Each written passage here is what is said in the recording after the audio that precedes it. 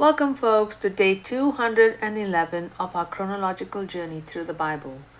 Today, we'll be continuing in the book of Isaiah, reading chapters 54 through 58. Chronologically, we remain within Isaiah's prophetic ministry, but the tone has clearly shifted from his earlier warnings of judgment to powerful promises of restoration.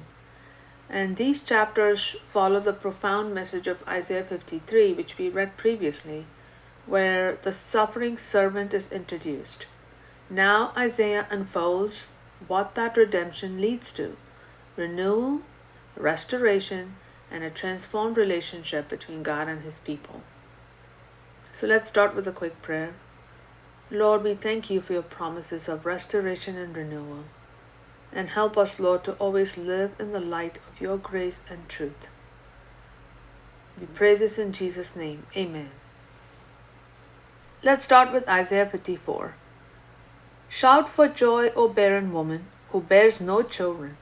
Break forth in song and cry aloud, you who have never travailed, because more are the children of the desolate woman than of her who has a husband, says the Lord.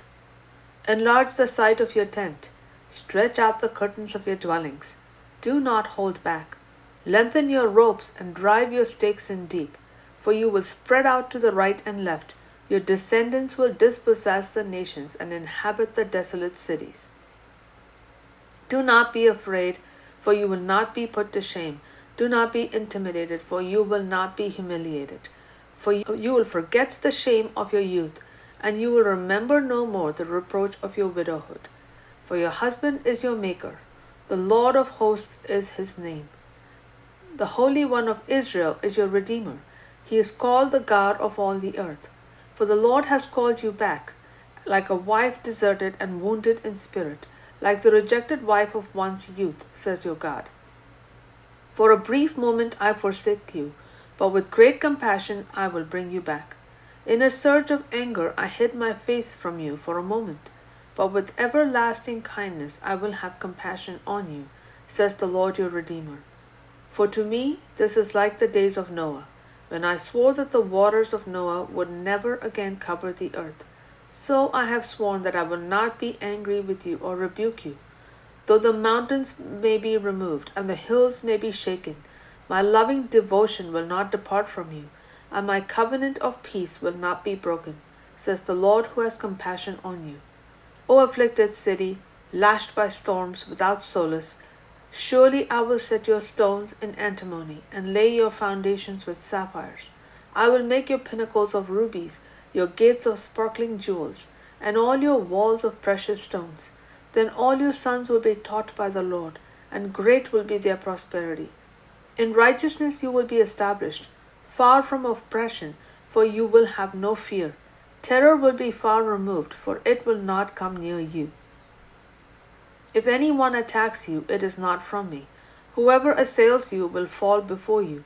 Behold, I have created the craftsman who fans the coals into flame, and forges a weapon fit for its task. And I have created the destroyer to wreak havoc. No weapon formed against you shall prosper, and you will refute every tongue that accuses you. This is the heritage of the servants of the Lord, and their vindication is from me, declares the Lord. Chapter 55. Come, all you who are thirsty, come to the waters, and you without money, come, buy and eat. Come, buy wine and milk, without money and without cost. Why spend money on that which is not bread, and your labor on that which does not satisfy? Listen carefully to me, and eat what is good, and your soul will delight in the richest of foods. Incline your ear and come to me. Listen so that your soul may live. I will make with you an everlasting covenant, my loving devotion promised to David. Behold, I have made him a witness to the nations, a leader and commander of the peoples. Surely you will summon a nation you do not know, and nations who do not know you will run to you. For the Lord your God, the Holy One of Israel, has bestowed glory on you. Seek the Lord while he may be found. Call on him while he is near. Let the wicked man forsake his way, and the unrighteous man his thoughts. Let him return to the Lord, that he may have compassion, and to our God, for he will freely pardon. For my thoughts are not your thoughts, neither are your ways my ways, declares the Lord. For as the heavens are higher than the earth, so my ways are higher than your ways, and my thoughts than your thoughts. For just as rain and snow fall from heaven, and do not return without watering the earth, making it bud and sprout, and providing seed to sow and food to eat, so my word that proceeds from my mouth will not return to me empty, but it will accomplish what I please, and it will prosper where I send it. You will indeed go out with joy, and be led forth in peace. The mountains and hills will burst into song before you, and all the trees of the field will clap their hands. Instead of the thorn bush, the cypress will grow, and instead of the brier, the myrtle will spring up. This will make a name for the Lord, an everlasting sign, never to be destroyed. Chapter 56. This is what the Lord says: Maintain justice and do what is right, for my salvation is coming soon, and my righteousness will be revealed. Blessed is the man who does this, and the Son of Man who holds it fast, who keeps the Sabbath without profaning it, and keeps his hand from doing any evil. Let no foreigner who has joined himself to the Lord say, The Lord will utterly exclude me from his people. And let the eunuch not say, I am but a dry tree. For this is what the Lord says: To the eunuchs who keep my Sabbaths, who choose what pleases me, and hold fast to my covenant, I will give them in my house and within my walls a memorial and a name better than that of sons and daughters. I will give them an everlasting name that will not be cut off. And the foreigners who join themselves to the Lord to minister to him, to love the name of the Lord, and to be his servants, all who keep the Sabbath without profaning it, and who hold fast to my covenant, I will bring them to my holy mountain, and make them joyful in my house of prayer.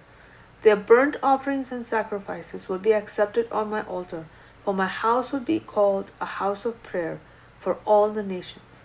Thus declares the Lord God, who gathers the dispersed of Israel: I will gather to them still others besides those already gathered. Come, all you beasts of the field, eat greedily, all you beasts of the forest. Israel's watchmen are blind, they are all oblivious, they are all mute dogs, they cannot bark. They are dreamers lying around, loving to slumber. Like ravenous dogs, they are never satisfied. They are shepherds with no discernment. They all turn to their own way, each one seeking his own gain. Come, let me get the wine, let us imbibe the strong drink, and tomorrow will be like today, only far better. Chapter 57. The righteous perish, and no one takes it to heart. Devout men are taken away, while no one considers that the righteous are taken away from the presence of evil. Those who walk uprightly enter into peace. They find rest, lying down in death. But come here, you sons of a sorceress, you offspring of adulterers and prostitutes. Whom are you mocking? At whom do you sneer and stick out your tongue? Are you not children of transgression, offspring of deceit, who burn with lust among the oaks, under every luxuriant tree, who slaughter your children in the valleys, under the clefts of the rocks? Your portion is among the smooth stones of the valley. Indeed, they are your lot. Even to them you have poured out a drink offering, and offered a grain offering. Should I relent because of these? On a high and lofty hill you have made your bed, and there you went up to offer sacrifices. Behind the door and doorpost you have set up your memorial. Forsaking me, you uncovered your bed. You climbed up and opened it wide, and you have made a pact with those whose bed you have loved. You have gazed upon their nakedness. You went to Molech with oil and multiplied your perfumes. You have sent your envoys a great distance. You have descended even to Sheol itself. You are wearied by your many journeys, but you did not say, There is no hope. You found renewal of your strength, therefore you did not grow weak. Whom have you dreaded and feared, so that you lied and failed, to remember me or take this to heart? Is it not because I have long been silent that you do not fear me?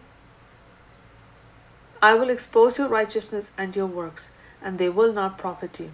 When you cry out, let your companies of idols deliver you. Yet the wind will carry off all of them, a breath will take them away. But he who seeks refuge in me will inherit the land and possess my holy mountain. And it will be said, build it up, prepare the way, Take every obstacle out of the way of my people. For thus says the one who is high and lifted up, who inhabits eternity, whose name is holy. I dwell in a high and holy place, and with the oppressed and humble in spirit, to restore the spirit of the lowly and revive the heart of the contrite. For I will not accuse you forever, nor will I always be angry, for then the spirit of man would grow weak before me. The breath of life I have made. I was enraged by his sinful greed, so I struck him and hid my face in anger. Yet he kept turning back to the desires of his heart. I have seen his ways, but I will heal him. I will guide him and restore comfort to him and his mourners, bringing praise to their lips. Peace, peace to those far and near, says the Lord, and I will heal them. But the wicked are like the storm-tossed sea, for it cannot be still, and its waves churn up mire and muck. There is no peace, says my God, for the wicked. Chapter 58. Cry aloud, do not hold back. Raise your voice like a ram's horn. Declare to my people their transgression, and to the house of Jacob their sins. For day after day they seek me and delight to know my ways, like a nation that does what is right and does not forsake the justice of their God. They ask me for righteous judgments. They delight in the nearness of God. Why have we fasted, and you have not seen? Why have we humbled ourselves, and you have not noticed? Behold, on the day of your fast, you do as you please, and you oppress all your workers. You fast with contention and strife, to strike viciously with your fist. You cannot fast as you do today, and have your voice be heard on high. Is this the fast I have chosen, a day for a man to deny himself, to bow his head like a reed, and to spread out sackcloth and ashes? Will you call this a fast, and a day acceptable to the Lord? Isn't this the fast that I have chosen, to break the chains of wickedness, to untie the cords of the yoke, to set the oppressed free, and tear off every yoke?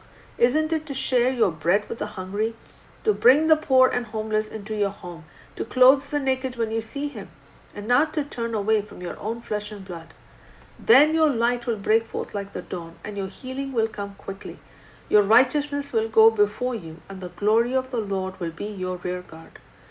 Then you will call, and the Lord will answer. You will cry out, and he will say, Here I am. If you remove the yoke from your midst, the pointing of the finger and malicious talk, and if you give yourself to the hungry and satisfy the afflicted soul, then your light will go forth in the darkness, and your night will be like noonday. The Lord will always guide you. He will satisfy you in a sun-scorched land and strengthen your frame. You will be like a well-watered garden, like a spring whose waters never fail. Your people will rebuild the ancient ruins, and you will restore the age-old foundations. You will be called repairer of the breach, restorer of the streets of dwelling. If you turn your foot from breaking the Sabbath, from doing as you please on my holy day, if you call the Sabbath a delight, and the Lord's holy day honorable, if you honor it by not going your own way, or seeking your own pleasure, or speaking idle words, then you will delight yourself in the Lord, and I will make you ride on the heights of the land, and feed you with the heritage of your father Jacob, for the mouth of the Lord has spoken. Isaiah 54 begins with a powerful image of restoration. God speaks to his people as one who was once abandoned, but is now restored and loved again. The message is clear. God's covenant love remains, even though he disciplines them time and time again. In Isaiah 55, we encounter one of the most beautiful invitations in Scripture. Come, everyone who thirsts, come to the waters. This is an open call to receive God's grace freely, not based on merit, but on his mercy. Isaiah 56 through 58 shift toward how God's people are meant to live in response to this grace. True worship is not just an outward ritual, right? It is expressed through exercising justice, compassion, and humility. Isaiah 58 challenges empty religious practice and calls for genuine transformation, caring for the oppressed, feeding the hungry, living with integrity. These chapters remind us, folks, that salvation is not just about being restored, it's about being transformed. God restores us so that we reflect his heart in the world. With that, we wrap up our session for today. We'll see you again tomorrow for day 212. Shalom.